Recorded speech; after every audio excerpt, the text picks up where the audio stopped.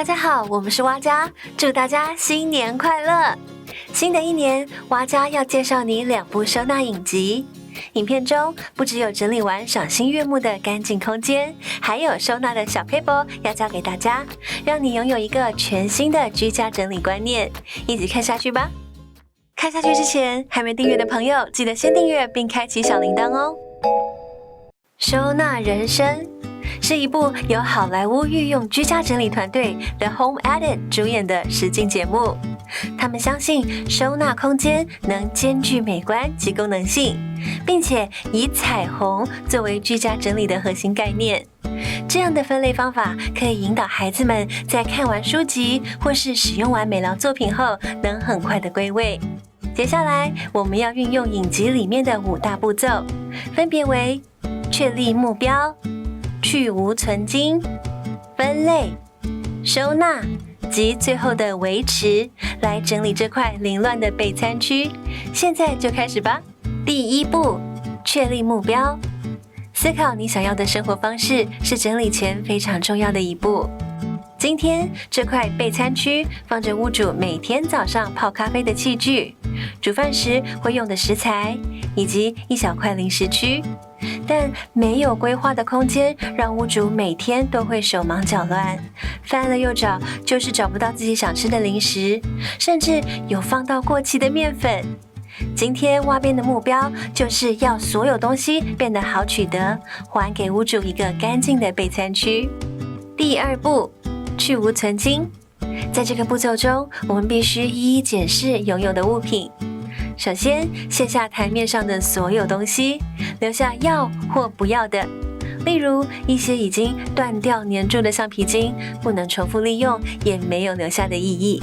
仔细整理后发现，居然可以丢出这些不要的东西，有过期的食品，还有免洗餐具。虽然这些包装都小小的，但久而久之累积起来也会成为空间杀手。建议每隔一段时间都要定期检查哦。第3步，分类。这部分是最花心思的一步，同时也是成功的关键。我们必须为空间建立系统。另外，影集中也有提到，在分区时要同时思考动线问题。在设计动线时，可能考虑的因素有拿取习惯、使用频率，或甚至是家人们的身高等。容易拿取我们所需的物品才是适合的动线。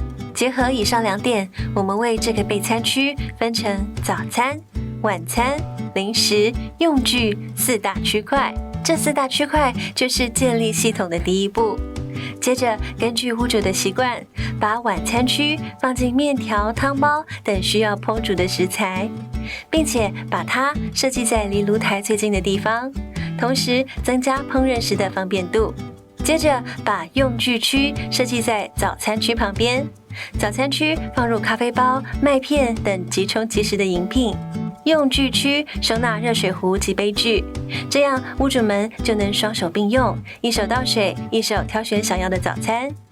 最后，我们把零食区规划在靠近门口的地方，因为屋主希望这些巧克力、零嘴可以马上拿了就走，所以这是最直觉也最方便的位置。像这样的分类方式，不论谁来使用，都能顺利归位，也能明确的知道各区域的用途。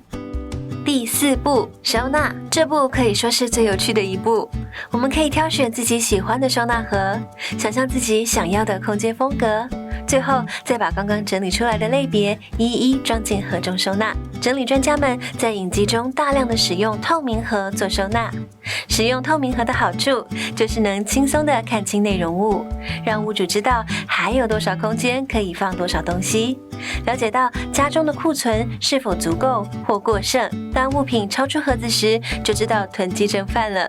相反的，如果已经看见盒子底部，就知道需要补货了。另外，我们也可以搭配标签，有明确的指示提醒家人们各个区域的作用，就更不容易搞混我们辛苦创造的系统了。整理完的备餐区，除了看起来比原本更整齐美观外，因为透明合身的特性，所有物品也更一目了然了呢。第5步，维持。最后一步是整理专家们交给屋主的功课，因为如果整理好的空间没有好好维持的话，一切都会前功尽弃，久而久之又变回过去杂乱的样子。养成顺手收纳的习惯，使用完记得物归原位，一点一滴慢慢收拾，也会比挤在一起的收拾来得轻松。努力维持空间的整洁，才能长久地改变我们的生活。第二部是由收纳女王近藤麻里惠主演的实境节目《怦然心动的人生整理魔法》。有别于刚刚的系统收纳法，这次的整理核心是先挑选让你怦然心动的物品，进而拥有怦然心动的人生。强调整理的意义不仅是渴望一个清爽的空间，并且珍惜我们现有的生活。接下来我们要用麻里惠的整理要点来收拾这杂乱的衣柜，打造成全新的舒适空间。第一点，用物品分类而不是位置。以往屋主在收拾衣服时，都会依照贴身衣物、外衣、外套等分成东一个柜子、西一个柜子。但在麻里惠的方法中，收纳衣服时不用依照季节或是场合区分，而是同时把家中全部的衣服都堆出来。这样一来，才会发现原来有很多没有在穿，甚至变松、变荷叶边的旧衣，其实都还躺在衣柜中，进而帮助我们留下真正喜欢的衣服。第二点，一一审视。当看到一堆一堆的衣服箱后，很多人都会被实际拥有的衣服数量吓到。麻里惠强调，我们必须一件一件拿起来，好好的端详，选出怦然心动的衣服。如果是要淘汰的，我们也要好好的谢谢它。除了能减少丢弃东西的罪恶感，也能感谢这些衣服曾经给我们的温暖。第三点，折衣服的方法。在选出要保留的衣服后，为了能让衣服在柜子里更显眼，省去翻来翻去的时间，同时增加空间，放入更多衣服，麻里惠也教了我们一个能让衣物永远站立的折衣服方法。首先，把衣服摊平后，将整件衣服的宽度分成3等份，接着把其中1等份连同袖子反折进来，另一半的袖子也是同样做法，全部折进来后会变成一个长方形。接着再对折，但切记下方一定要留下一小段。最后这个小小的长方形再分成3等份折起来，就大功告成咯。这样折完的衣服放在衣柜，怎么样都不会倒，还能快速的找到我们想穿的那一件。如果是折长袖的话，记得在手肘的地方往内折一个三角形，一样也能让衣服站立哦。如果是折裤子的话，先将裤管对折，变成一条裤管后再对折，接着也是把剩下的裤管分成3等份，最后折起来完成。最后一个最简单的袜子，只要对折再对折就好了。除了可以让袜子排列整齐，也能防止松紧带被拉松。